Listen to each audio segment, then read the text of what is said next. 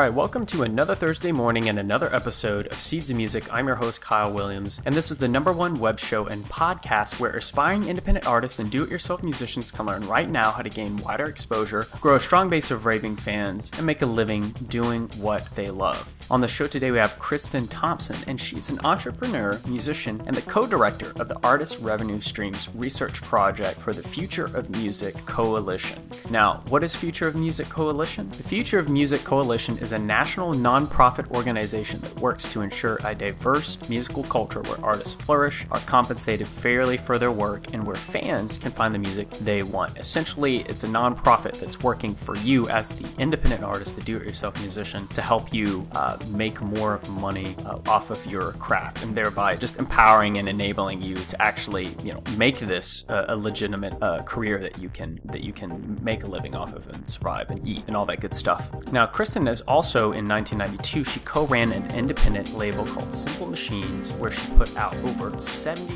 records with that record label. And what we're going to talk about in this interview is what's working right now with making money with music. And also, I'm going to be providing a link to 42 different revenue streams that you can tap into right now. Let's go. All right, Kristin, thanks for jumping on the show. And I'm first off, I'm sorry about the snowstorm and the power outage that you're experiencing. I just hope it doesn't happen during the interview, but it looks like obviously we're here, so you got we're here. Yeah. So you're the manager of the Artist Revenue Streams Project at the Future of Music Coalition, and so what exactly? I mean, it's kind of self-explanatory in itself, but can you just explain to us exactly what it is? Yes, Artist Revenue Streams is a multi-method, cross-genre research project. We've been collecting data from musicians and composers, mostly US-based composers, for the past 2 years to better understand how their revenue streams are changing over time and why. Okay. That is excellent. That's a very clean and concise. Well, I'm impressed. I'm just saying I'm impressed by that answer. So what have you noticed that's been how long has the Artist Revenue Streams been going on? We started in 2010. Okay. Because there's 3 different methods. We started with in-person interviews with various musicians and composers. We used a social researching technique called snowball sampling. So we identified different types of musicians we wanted to talk to, recognizing that there was a difference between, say, someone who's in a rock band that gets commercial airplay and somebody who composes for film and TV and lives in Los Angeles. So we identified different types. We found individuals that matched that type. Okay. And we interviewed them and then asked them for peer referrals. That's how snowball sampling works. We then followed up with their recommendations and continued on through the course and did about 3 or 4 waves of interviews. We also did financial case studies and a really big online survey that was in the field in the fall of 2011 that 5,300 musicians completed. Okay, yeah, that's a good sample size. Now, it's huge. Yeah, it's huge. It's humongous. So within that subset of musicians, did you have any singer-songwriters or just say musicians that write their own original music and they're playing the gigs and trying to find ways to bring income from that? Do you have that in that sample group? Yes, we certainly had people who compose their own music and then perform it. We also had people who compose for other people and never perform. We have, and then we had people who never compose, like orchestral folks who play repertoire and always perform. So we know that there are differences amongst the various roles people play, and recognizing the differences is important for understanding how people make money. So for what are the key difference for, say, the independent artist who's creating their own music and performing it? What are the streams that they tapping into? With folks who compose their own music and then perform it, there's actually a lot of different revenue streams that are available. It's mostly about the genres you work in and your capacity for trying to be as, what would you call it, as diverse as possible based on your own comfort level and your own ability to or interest in doing things. So, for instance, if you compose your own music, there's about 6 different ways that copyright allows you to exploit your songs, your compositions. And that packet of of rights has actually expanded over time, especially in the past 10 years, because there's more ways that compositions and songs can make money just because there's been more growth in that world. Like, just for an instance, technological growth has allowed it. There's technological growth, so there's more platforms that compositions are licensed for and then can make little rivulets of money. But for example, there's always been, because of copyright law, the right to display. And it sounds so like, what? Like the way that it has been used in the past has been lyric books, song books. Like, you write your music on a sheet of paper and you could publish a book, and that's your right to display your work as a composer. Oh, interesting. You could make money off of that. But, it was pretty rare, because unless you were composing for chamber music groups, or if you were super famous enough to have a songbook of your own available in music shops, people didn't really ever take advantage of that, right? But now there's lyric display sites, like Lyric Find, and then there's lyrics that are Lyric Find then licenses other sites so that lyrics can be displayed on various streaming services. Oh. And so the right to display actually has a new meaning now. And now, there's is that like a revenue stream available. You're talking about like lyric sites, like if someone wants to go learn a song they heard somewhere and they just punch in the name and it comes up and they're trying to learn it on the guitar or whatever. Those sites are licensed, and the artist makes money from that. Is that what you're saying? Yeah, there are licensed and there's unlicensed versions of them. The licensed sites, Lyric Find being the one that is not only the most fully licensed, but also sub-licenses to other sites. So yeah, there are licensed sites and there are non-licensed sites. But yes, the right to the display of lyrics and notes is a right, and actually it's being sort of empowered more because of the internet. So yeah, which the internet is just overall is like, I mean, it's created some unique challenges, but it's also empowered artists in a lot of different ways. And so besides the right to display works, we're talking about lyrics here. What do you find is like the revenue streams that are working the best right now? Okay, so the one that we found through our research that was surprising, or it came up quite often, and that the data bears it out, is the digital performance royalties. And in common language, that means the money that's made when sound recordings, like the recorded version of things, is webcast on Pandora or played on Sirius XM or webcast on any webcast station. So it can be the webcast version of a commercial station, or it can be a pure play webcast station.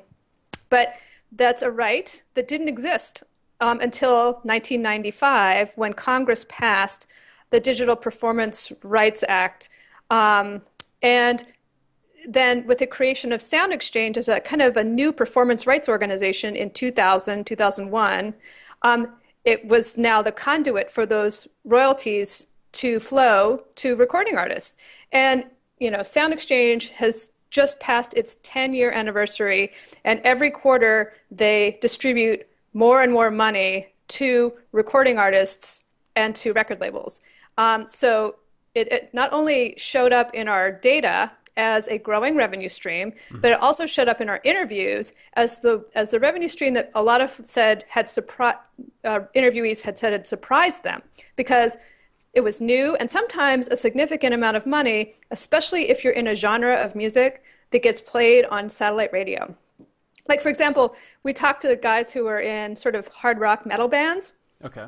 And that sometimes that crowd is, their fan base is quite ardent about them. And so they go out and play 200 shows a year, but they're kind of left off the commercial radio dial because it's just too hard rock, right? It's like, it's just a little bit. Is it black metal?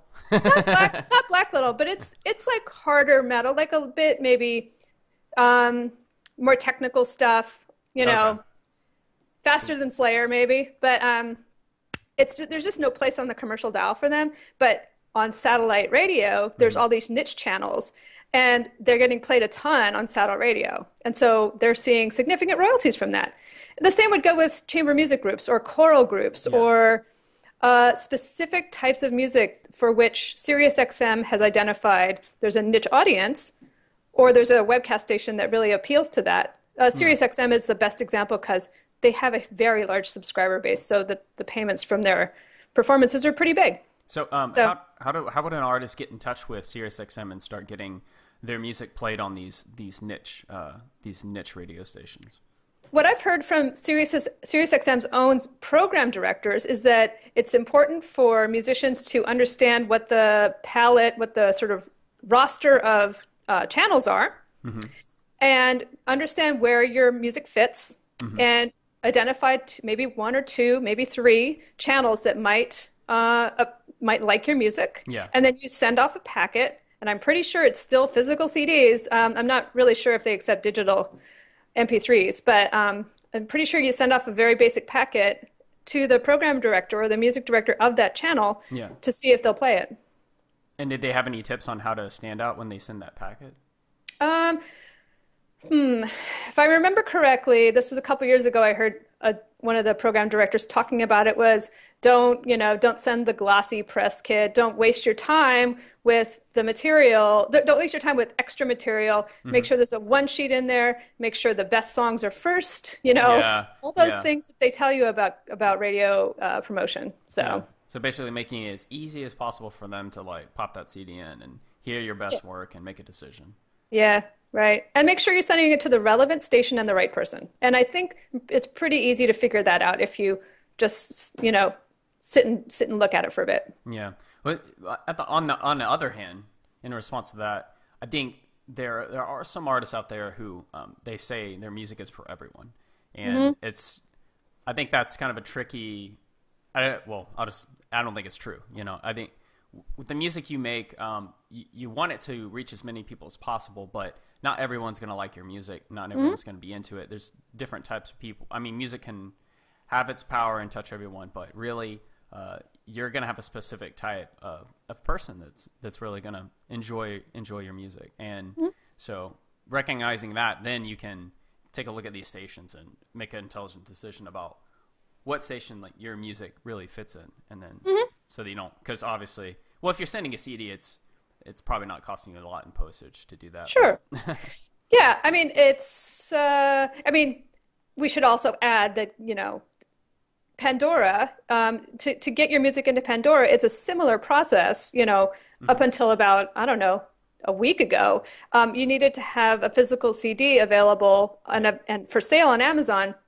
And then you would send it in, and they may or may not accept it. They're not taking all material. Yeah. But to your point about categorizing your own music, you wouldn't need to if you're just submitting to Pandora because it kind of happens after the fact. I think there's some categorization that goes on based on your musical content. Okay. So maybe that's a way to have a better understanding of like what kind of audience you're trying to reach out based on where they stick you. Yeah, and because Pandora's whole goal is with their Music Genome Project is to listen to the music and identify the characteristics, so sort of the DNA of the song, like what's the vocal pattern, what's the tempo, is it major or minor? So they're trying to break away from this whole concept of genres or labels. So.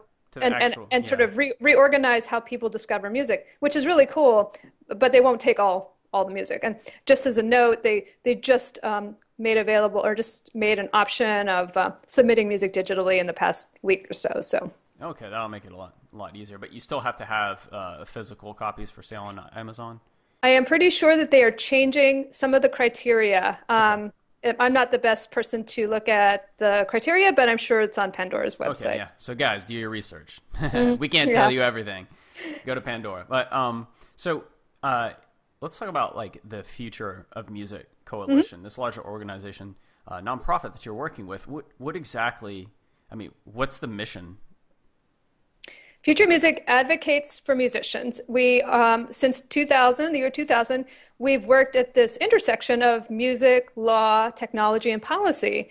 And really, it came out of a recognition that prior to that, musicians were often spoken about, but never really included in the conversations about how they would be fairly compensated in the future. Yeah. So in 2000, as things were changing so radically, especially with the growth of the original Napster, and this is prior to the Apple iTunes Store. Like things were changing a lot, and there was a lot of uncertainty about what musicians' role would be. And so we wanted to make sure that musicians actually were considered stakeholders themselves, not just an ancillary part of this long food chain. Yeah. So since then, we've been doing a lot of research, including the Artist Revenue Streams project, education, and that involves, we do a lot of events and done for the past 13 years, done a policy summit in Washington, D.C. that brings together a bunch of different people to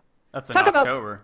Yes, and then we do some advocacy, and that's quite basic, but we want to make sure that if musicians want to get engaged on a particular issue, if they feel strongly about something, we can help them navigate the sort of the policymaking process, and also help musicians have a voice in the conversations. So if a musician wants to go to your website and to check you out, what are some good spots to hit up on your website? It depends what they're interested in, but futureofmusic.org is the main website, and we do about 4 blog posts a week. Most of them have to have we trend to look through the lens of policy, like what's going on with the Copyright Office or what's going on with the Federal Communications Commission, because some of the things that happen at those bigger agencies impact how musicians will be compensated or how they'll communicate with their fans in the future. So we follow a lot of these quite technical issues, but we try and make sure we distill and translate the data and the information. Yeah, and a layman. so that musicians don't feel like we're just talking over their heads. Yeah. So there's that. But over the years, we've also built a lot of different resources. Related to the Artist Revenue Streams project, one of the most popular things we've done is called 42 Streams, which is the list of all the different ways American-based musicians and composers can make money from their work. And it's on the Artist Revenue Streams project has its own subdomain at money.futureofmusic.org. Okay. And 42 Revenue Streams is one of the main features. So that's a good thing, just because part of understanding what your questions were about how musicians make money today is actually knowing what's possible, and what makes sense for a musician. So knowing the whole range of options can, I think, sometimes help musicians understand how their work and their sort of career trajectory fits into various categories. Yeah. So 42 Streams, another really fun one is we've been running an online quiz for the past 6 months. So if you go to futureofmusic.org/quiz, it's a set of quizzes about music and copyright that are each about 10 questions long, and they go from easy to expert. And they're kind of fun because they're not only testing basic understanding of how the money flows and revenue and stuff, but they're a good learning tool because there are definitely some weird parts of U.S. copyright law that make it, you're just like, I didn't know that, like I didn't know how that worked. And sometimes it's fun just they're not meant to be, they're kind of meant as a bit of a challenge, but also meant to be a learning tool. Yeah. So they're fun to take, and then you can share your results with your friends. Yeah, so once you make it through the whole quiz intact, then you've got like a pretty solid knowledge over copyright, which I think is important, especially if you're putting your music out there. Sure. And some of them are important to know. Like we talked a few minutes ago about Sound Exchange and its role in distributing digital performance royalties, and one of the quiz questions is, how much does it cost to join Sound Exchange? Well, it's free to join Sound Exchange. So we wanted to sort of underscore that, it doesn't cost anything. So, there's things like that. There's a lot of resources. Yeah. There's a lot of resources that are for free out there on the internet that are available because of the internet that musicians can tap into. They just gotta, do it. You just have to make the effort to really, delve into it. But I think any musician, I know any musician's capable of learning how to use those tools. I mean, because they're made for them. They're not. It's not like they're insanely crazy technical. But, I have to say that is a really important takeaway. That musicians' eyes might glaze over at the thought of doing accounting or thinking about metadata or, um, you know, the copyright itself. Yeah. I'll tell you that I'm not a lawyer. I have learned a lot of this stuff just by asking people or Mm-hmm. reading Mm-hmm. or trying to figure out how it applies to me. Mm-hmm. As I Because you're a ran a, musician as well. yeah, I'm a musician. I put out records, but mostly my prior history was running an independent record label. So So it's you're still involved. You're still like heavily yeah, involved. Yeah. yeah, and it's just I think musicians might feel like it's a bit overwhelming, especially if you just want to focus on your creativity or Mm-hmm. getting your shows together, but it's an important part of this ecosystem that we're part of, and Yeah. It's essential. it is Yeah. essential. So it's maybe even if you get to a point, you'll probably get to a point, or you may get to a point where you'll have a teammate that can help you with those things, whether it's Exactly. an Exactly. accountant, a manager, an attorney. You'll find that level of expertise is important, but Mm-hmm. you probably will find yourself straining your capacity because it won't make sense or you can't afford to get that teammate until you get to a certain plateau. Yeah. So Yeah. I it's a, think. Yeah. and it's one more thing is like it makes you a smarter consumer to have tried it yourself first. Yeah. So if you try to book your own shows, try to make your own t-shirts, try to put out a 7-inch, it just makes you understand the process, and so you won't get taken advantage of in the future. Yeah, you're protecting yourself, but you also, I mean, it has. I think that any musician, you work long enough developing your music, you get to the point where obviously you're never going to stop developing it, but when you get to that point where you've got some great music, okay, and you've built a grassroots local fan base, then it's time to just scale back a little bit and dedicate some of your time to learning this kind of stuff. And you're not going to spend the rest of your life doing it, but just you need like a couple months just to get your momentum and have like a basic understanding. And then once you have like the basic understanding of these concepts, then you can effectively get someone to bring on your team and say, I want you to handle this, this, and this, and I know how it needs to be done because I've already done it, but I don't want to do it. I'm delegating it to you, and I'm going to focus back on my music or on other stuff. Yeah. I think that's for the independent artist, like who wants to do it themselves without without like a major label, or is even maybe like seeking a small label to pick them up. You'll have just much more power and a larger fan base in order to approach and say, hey, I've already done a lot of the work for you, Yep. and then the label adds, the small label adds their team to it, and then that just helps you grow even more. That's right. So, yeah, sorry about that rant. I just went off on a tangent there. So I just want to close up this interview with one last fun question. What's your favorite album, and what would your life be like if it never existed? I think it's probably Fugazi 13 Songs that came out in 1990, 89. Yeah, 1989, I think. So I had just moved to DC and was very inspired to move to DC after college and loved being in this sort of hub of activity and hub of diversity in the city. And I latched into the punk rock community of Washington, DC almost immediately. And that record was not only inspirational, but so reflective of this intensity in Washington, D.C. that I just was so attracted to that it was a defining moment of my life, and it set me to.